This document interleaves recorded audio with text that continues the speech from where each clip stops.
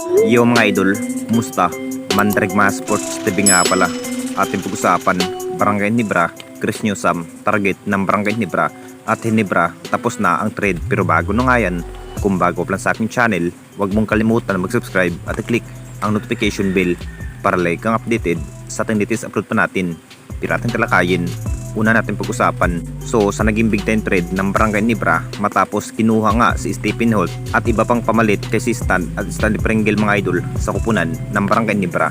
Malaking factor pa rin ng Barangay Ginebra sa pagkawala nga ng key player tulad nga kay si Stan at Stanley Pringle mga idol. Nakita naman nating lahat kung gaano kahalaga ang dalawang key player ng Barangay Ginebra dahil sa naging bawat laban pa rin ni si Stan mga idol. Talagang makapagtala pa rin ito ng score big points sa bawat laban. Masasabing marami pa rin ang nakapagtataka kung bakit si Stan pa ang napili bilang trade ng Barangay Ginebra.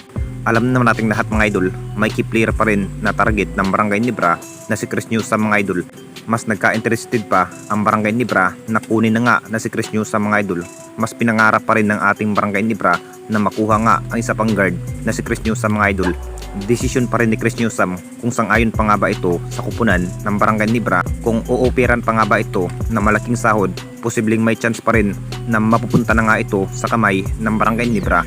Mas hinahanda pa rin ang bawat chemistry ng Barangay Ginebra para sa upcoming new season ng ating liga. At para sa akin mga idol, talagang sinayang pa rin ng Barangay Ginebra ang pagkakataon na may sistan pa ng Barangay Ginebra at Stanley Pringle. At dito na naman tayo sa isa pa nating balita. Barangay Ginebra, tapos na ang trade. Alam na nating lahat mga idol, binitawan na nga ng Barangay Ginebra ang dalawang key player. Masasabing tapos na nga ang mabigating trade ng Barangay Ginebra. Ang plano pa rin ni Coach Tim, mas matitrain pa ang mga bagong player para makapaghandaan na nga sa pagkikipaglaban para sa paparting ng panibagong season. Balak sana ng Barangay Ginebra na makuha na nga ang isang Chris Newsam ng Barangay Ginebra dahil sa naging trade nga ni Stan mga idol papunta ng Tira Perma Jeep. Marami pa rin ang nagsasabi mas lugi pa rin sa trade ng Barangay Ginebra. Nakita naman nating lahat mga idol kung gaano kahusay ang isang Stan at Stanley Pringle sa naging laban. Masasabing masyadong maaga pa rin para bibitawan na si Stan mga idol.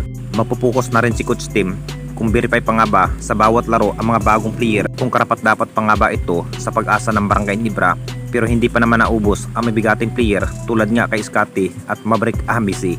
Masasabing may ibubuga pa rin ang Barangay Ginebra sa pagkikipaglaban. Anong masasabi ninyo mga idol tungkol sa ating video?